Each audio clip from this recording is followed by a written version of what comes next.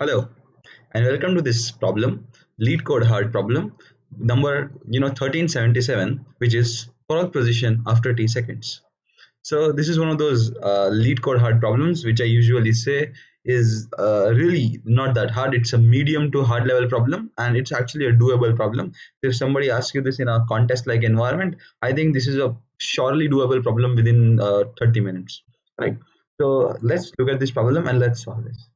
So the problem says that we're given an undirected tree. Remember, it's a tree, it's not a graph. Given an undirected tree consisting of n vertices numbered from 1 to n. So we have, a tree with n vertices. A frog starts jumping from vertex 1, fixed vertex 1. In 1 second, the frog jumps from its current vertex to another unvisited vertex. See, a frog cannot jump to another visited vertex, it jumps to another unvisited vertex, right? If they are directly connected. So if wherever there is a connection, and if the vertex in question is not visited, the frog will actually jump there, right? Visited. In the case that frog can jump to several vertices. Here's the catch of the question. In such a case where frog can jump to several vertices, because the tree might have a lot of children, and you see this is not a binary tree, this is a general tree, so the tree can have a lot of children, right? So the tree can have a lot of children. What can happen is that there can be many possible places where the frog can jump, right? So in that case the frog can jump, it jumps randomly to one of them with the same probability, right? So what happens is that if there are like five options, all of them the frog would jump on all of them from 1 by 5, 1 by 5, 1 by 5, 1 by 5, 1 by 5 probability, right? um, and if there is the edge case is if when the frog cannot jump to any other unvisited vertex, if the frog cannot jump on any one unvisited vertex, it jumps forever on the same vertex there, and it will jump forever on the same vertex, right? So let's recap this question. There is a undirected tree with n vertices. We have a frog starting from vertex 1. It can jump to any unvisited vertex, right? Now if there are many vertices, it will jump with all the two, it could jump to any of the vertex with the same probability. And when you have a position where the frog is stuck, where it cannot move anywhere else, then what it will do is it will just try to jump on the same vertex, right? Forever. That's the thing. Now what's the question? The question is, the edges of the undirected tree are given. We have given the undirected tree, right? And return the probability that after t seconds the frog is on vertex target, right? So after t seconds the frog is on vertex target. That is the probability we have to return. Now how do we attempt such a question? Here's the example. Consider this graph and input 7. There are 7 edges, and then there are these edges given depending upon the we have constructed this tree. Now what it says that at t is equal to 2, find the probability that the frog is on 4, right? Now to do that, first to for the when the frog is here, it has like 3 options. It could go here, it could go here, it could go here, right? Now for it to go on 4, it has to go on 2. So we have probability at 4. Let's write this down. The probability at 4 would be the probability at 2 times the basically the probability that the frog jumps, like frog jumps to 4 is equal to the probability of frog jumping to 2 times probability of probability of the frog to jump from 2 to 4. Probability of from 2 to 4. um, 1 to 4, f is like the starting position. So from the probability from going from 1 to 4 in 2 seconds would be the probability of from it going to 1 to 2 times the probability of it going from 2 to 4. Why is there a multiplication side? Because there is an and operation, right? It has to go from 1 to 2 and it has to go from 1 to 4. If there was an or operation, we could have added the probabilities, and if there is an and operation here, we have to multiply probabilities, right? So from 1 to 4, it's probability from 1 to 2 times the probability from 2 to 4. So what's the probability from 1 to 2? The probability from 1 to 2 is 1 upon 3, right? Because there were like 3 possible options, right? And what's the probability from 2 to 4? It's 1 by 2, because there are 2 possible options, right? It's 1 by 2. So the total output is 1 by 6, right? So we have to just output 1.6666, right? So this is a pretty straightforward and a pretty simple thing. You just need to break the probabilities, and for time is equal to 2. Now if somebody asks you what is the probability in the similar question that at time is equal to 2, the frog is on 7, right? So let's say that in the first case, this is the first probability of 1 to 7.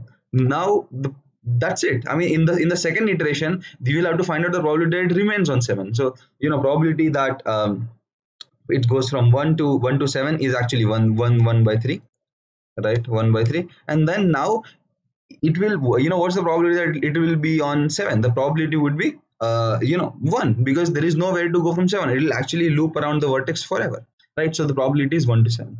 Now what is the probability for the frog to go from 1 to 2 in with t is equal to 2? Now first, for that you need to the probability of 1 to 2, and then the probability that the frog will remain on 2 for the second. Now the probability from 1 to 2 is actually 1/3, but since it has already visited 2 and it has all the other options to go, it will actually not remain on 2. So this is times 0. So there is no probability that the frog will actually remain on the vertex 2 at the time t is equal to 2. So what does this say? So when we are actually trying to solve the problem, it is actually doing a BFS, in the tree. But when you need to do a BFS on the tree, you need to make sure that at times t is equal to t, it should be on the target, right? So it should not happen like it's like 1 to 2 and it will not remain on 2. So if a time is equal to t and we are on the target, then whatever probability we have multiplied, so how do you compute the probability until any point? You take the path towards it and you multiply all the probabilities in the way, right? So if you are at time t and if you are on that the vertex you need, then you actually return that. Or if you are at time, if you are less than time t and if there is no other way to go from the vertex from where you are, you return that probability and exit out, right? But if you are at time t and if you are at some other vertex, then it means that you will never be able to reach that vertex because of the visited rule, right? You cannot, from 6 you cannot go to 4 ever because you already visited 2 to reach 6, right? So these are the cases we need to consider, right? And so since this is a tree, we'd have to have an adjacency list representation of this. And since this is a tree and this is this visited structure, you always realize that we go from a higher node to actually a lower node. You can never go from a lower node to a higher node, right, in this tree. So for that, when we are processing the edges, we'll make sure that we actually include that. So how do we include that? So the first thing you do is you have this array of edges. So what you do is for auto. So sometimes we actually don't use the auto keyword in C++ as much, and people use int I is equal to 0. So that is all fine, but we should use this auto keyword as much. So what does this auto keyword do? It's like a Python for I in range. So it's like for every edge in this array, we need to do something. So for every edge in this array, we have another called from. It's from the first element is from and int 2 edge of, right? This is it. Now we need to make sure that if from is greater than 2, right? If from is greater than 2, then it's actually not a possibility because you never go from down to up. You always go from up to down, right? As the time progresses, you'll always go from up to down in a tree. If you want to go, if this happens, then you need to swap the from and true, right? Because it's an undirected graph, remember? So how do you swap? So you can write a swap function, or there is a standard std swap function in C++. You just swap from into, and you're done. If this is there, and what we need to do is we also need to have a adjacency list called, let's call it graph. So it's a vector int graph of n plus 1 vertices, right? So for all of the for all of these vertices, we have to store what is all connected to, right? And in this case, what you do is you just say graph of from push back to, right? Easy. So you just push back to. Now you actually constructed the graph. Now you have this variable called int answer, which is actually compute the probability, right? Which actually does BFS in the back. It would take in the graph, then it would let me shut my phone off. Yep. Yeah. So it takes in the graph, then it actually takes in the starting vertex. So for us, the starting vertex is actually 1. Then it would take the target vertex, and then finally it will take the time, right? Yes. So with all of this given, what will it actually return? It will actually return the probability that at time is equal to t, the frog is on the target, right? And then we finally return answer, right? Now the crucial part of this problem is to write this answer. Now the answer can be in fraction, so we have to check what is the conditions for that. So if we see, they have clearly mentioned that answer within 10 to the power minus 5 of the actual value will be accepted as a correct answer. So double is the right is the right type to have the write this function and have this function return compute prob. Now what does this compute prob take? It takes in this vector of int graph, but it is not a vector of int, it's an array of vector of int. So it's a vector of int star because it's an array of that, right? Star graph comma, it takes in the int start vertex, it takes in the int target vertex, it takes in the int the time vertex, like not the time vertex but the time, right? Now what we do is we construct a graph here. What is that graph? The graph, so we are trying, like we construct we construct a bfs here. So how do we construct the bfs? We first have a queue, and that queue is you know, what we need to store in the queue. We need to store first of all, let's store the vertex we are in question, vertex. Then we would store the time, and then we'll store the probability, right? So at whatever time, what is the probability to reach this vertex, right? So it's just like as I showed you the decomposition. So this is the decomposition at time 1, this is the probability. You have to multiply it at time 2 with this, and multiply it as many times you have it, and you get the answer, right? So this is vertex, time, and probability. So let's have the queue. We initialize the queue. So how do we do that? We just have the queue. It's a pretty confusing spelling. Queue of, yes, what do we have a queue of? Queue of int of pair int comma double, because the probability is double, right? And let's name it q, right? Yes. So when we name it q, we have it. Oh, my light switched off, hopefully I'm visible. It's a tube light q. So in this queue, we'll have to push something in the beginning. What would we push? We'll say q dot push. We'd push the vertex. So what is the starting vertex? The start v, whatever the starting vertex is, times the times. So currently the time is 0, and the probability for reaching the the start vertex at the time 0 is actually probability is 1, right? Simply because you don't need to do anything. You just started at 1, right? So this is done. Now you do the standard BFS stuff. While queue is not empty, you have a lot of instructions. So while queue is not empty, you say that int vertex v, which we are in question, is q dot the front of the queue, the front, and its first element, right? Now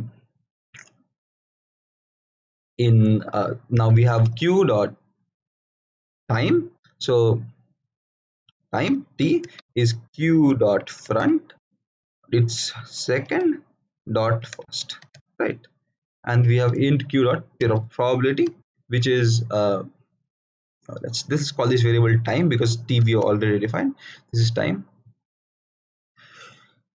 excuse me, probability p, which is q dot front dot second, the second part of the front, times second, right? So what it will do is it will take the q, the second of it, and second of it, that is the probability. This is the first of it, and this is the first of the of this pair, right? So we have the vertex in question, the time, the probability. Now we have to check. What do we have to check? If vertex is equal to the target vertex. Now if we are on the target vertex, then as I said, what we are trying to check, we are trying to check whether we either have if time in question is actually time, if the time is already there, or in that if the time is less than, and there are no children of that vertex, right? And the time is there, then there is nowhere to go from that vertex. So how do we check that there is nowhere to go from that vertex? We just say that graph of vertex dot size is equal to 0, right? So if this is t, right? So if okay, t is greater than time, so if time is equal to t, then we are done. If you are on the vertex, and if time, then we are done. And if we are we still have some time, but we have nowhere to go, then we'll actually jump there forever.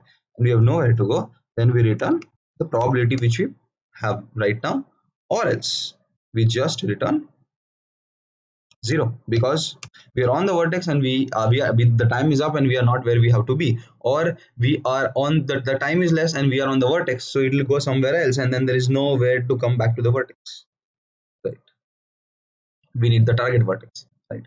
And if this is not the case, then we have a for int I is equal to, we could do the vertex syntax, but let's not do it. I greater than the graph of vertex size a plus plus. So for all the connected edges of the vertex in question, what we would want to do is we would want to say that q dot push. What do we want to push? We would want to push the vertex we are on. So basically g graph of I, so graph of v of I, so the ith connected vertex to v, comma, time plus 1, right? Whatever the time is, the time plus 1, comma, the probability. Now the probability is whatever the probability we have seen so far. So if we are at 2, whatever the probability we have seen so far times the number of children this thing has, right? So whatever the probability we have seen, so 1.0 to make it float, times the probability we have seen so far, depending divided upon the number of children. So how do you compute the number of children? Just the way we did this graph v of. So it's 1.0 is just for converting it into float, right? Graph v of size. So this is 1 upon, this is p upon the, so it's p times 1 upon the graph size v, right? Or you could write it as that as well if you want to, that it's easier to read. 1.0 times this thing, or this would actually implicitly convert them into float, so let's not write that. So it's 1 point times time p upon graph. This is just like it's the probability until here times the 1 upon the number of children. So these are 2 children, so 1 upon 2. If this is 3 children, so 1 upon 3, so on and so forth. So this is done. And that's pretty much it. If when this actually will push until the queue is empty, yeah, you need to pop it here. The queue will be infinitely empty, so it'll be q dot pop of the vertex here, and so when we see all of them, when we reach the target, we'll reach it. And if in case we are not able to reach the target, or we are not able to find out the vertex in question, then we just return 0, because if there is no vertex called target, then we'll never be able to reach it, right? So this is the actual answer to the question. Let's run it. Okay, some silly mistake here, yeah. Okay, there's one more of this. Okay, and let's also have the curly braces for sanity. Int, there's a q1, there's an int, there's a pair int. Okay,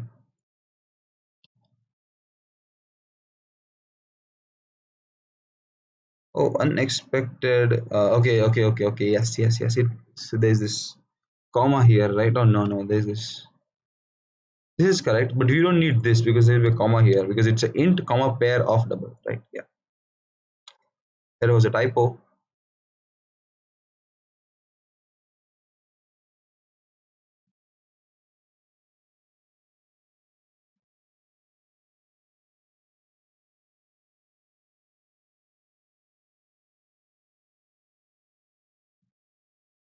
Okay. So there seems to be some sort of an error. Wait, let me see what is happening. Is q int? It's like we're initializing a queue with so okay. This is actually an error. We have a pair of pair. How do I have just a q comma? You can just take one container. Uh, is a pair of uh, int comma a pair of int comma right. Silly mistakes, but will take a lot of your time, right? Yes, I think we are good here.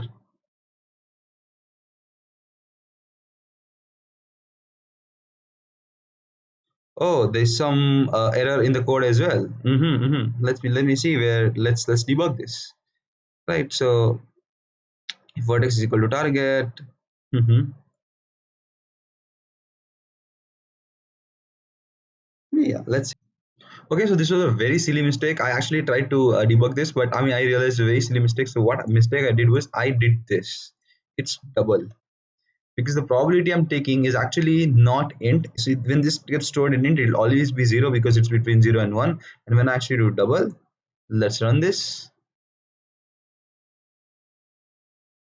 Oh, it's still a wrong answer with double probability. Let's get back to work and let's see once again what's the issue. This was actually a very silly mistake which I caught, but I'm sure there'll be some other such silly mistake which I would have done. Okay, that be what I know the silly mistake. It's int answer. It's actually double. Right. Since it's double and it is because its function actually returns double, so it was implicitly converting in it. Right. And so yes, so this is accepted, and I'm sure this will be accepted as well. This is a very small, very silly, very subtle mistake of using doubles and ints, and so one must be careful. So this was a relatively simple probability question. 36 milliseconds, 95.17, 80%, decent enough. As I say, that's not important. The important thing is to solve this question, understand the importance of this question, understand the nitty-gritty details of double and int, because coming from a programming language like Python, what can happen to one is that one forgets these small things and makes all the mistakes. So this is a interesting program, but also a lesson for everybody to use their doubles and ints carefully. And hopefully I've been able to explain you this question, this relatively easy question. Thank you so much, and see you in the next video.